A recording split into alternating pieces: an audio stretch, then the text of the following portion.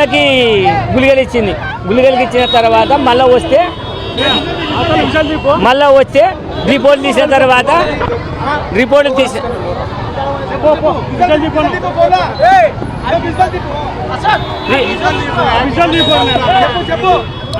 రిపోర్ట్లో తీసిన తర్వాత మీకు 15 దినాలకి మళ్ళీ ఇంకో గుళ్ళలు కానొస్తున్నాయి.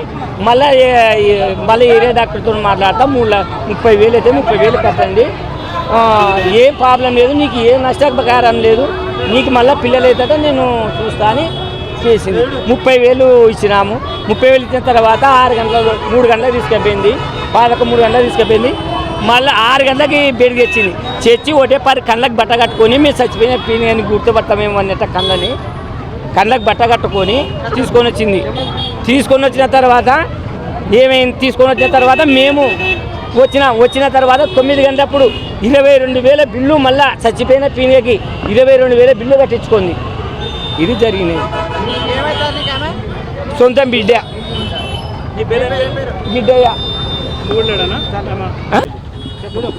మాకు కేసు వద్దు, కోసమటం వద్దు, మా సన్న పిల్లలకి ఏం చేస్తారో ప్రాబ్లము.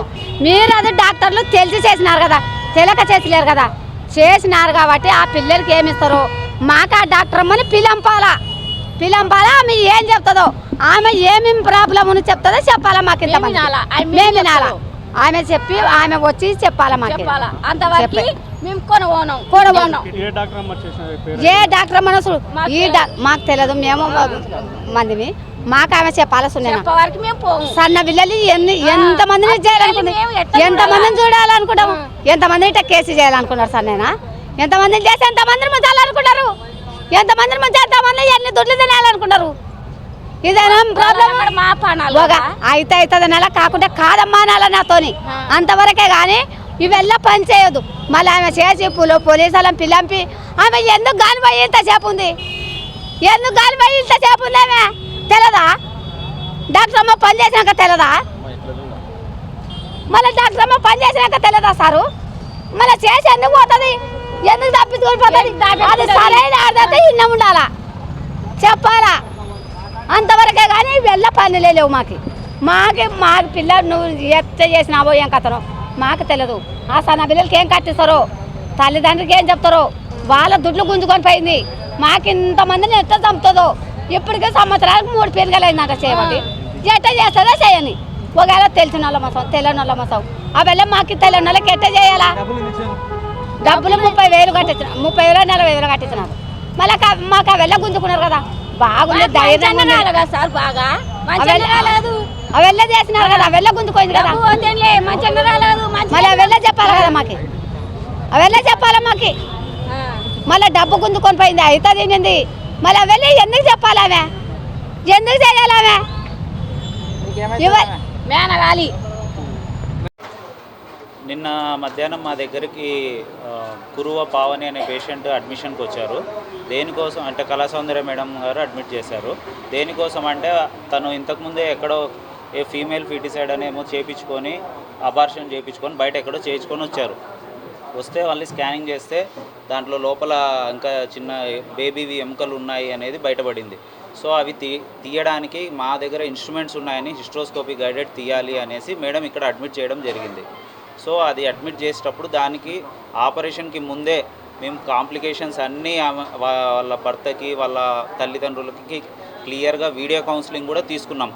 ఒక్కోసారి గుండె ఆగిపోయే ప్రమాదం ఉంటుంది, మీరు ఒప్పుకుంటేనే ఆపరేషన్కి మేము తీసుకెళ్తాము అని చెప్తే వాళ్ళు ఏదేమైనా కానీ చేయండి సార్ అని చెప్పడం ద్వారా మేము తీసుకోవడం జరిగింది.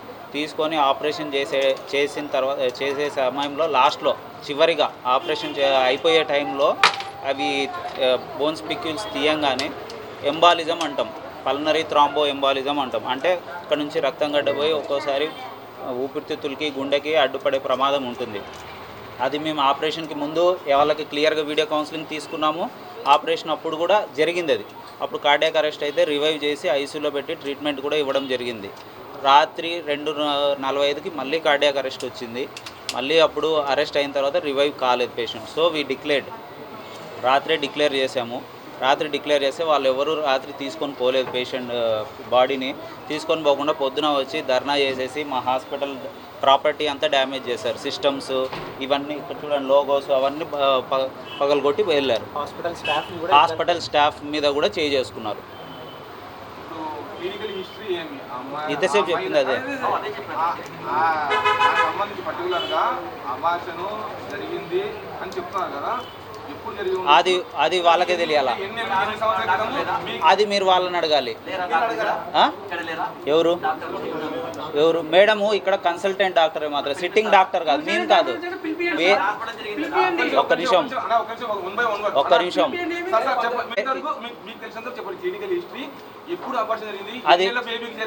అది తెలియదు. అది పేషెంట్ అటెండర్స్ వాళ్ళని మీరు అడగాలి. మేము పేషెంట్కి హెల్ప్ చేయడానికి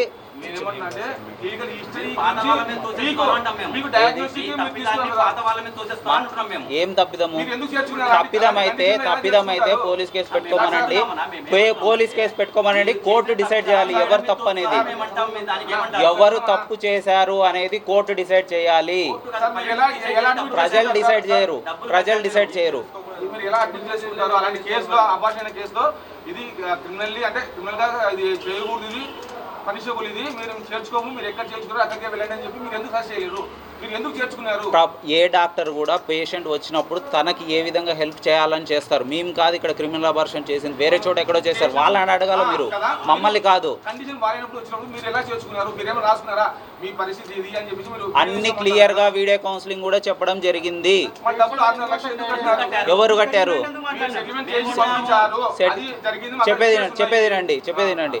వాళ్ళు ఇద్దరు పిల్లల్ని తీసుకొని వచ్చి మానవతా దృక్పథంతో చేయండి అన్నందుకు ఆలోచిస్తున్నాం అంతే. మేము అంతకు సెటిల్మెంట్ ఇంకా కాలేదు. చూడండి,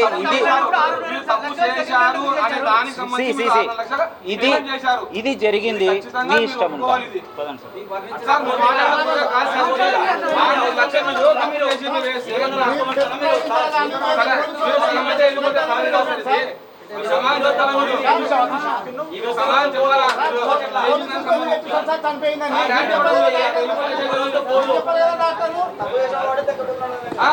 డబ్బులు ఇచ్చేసి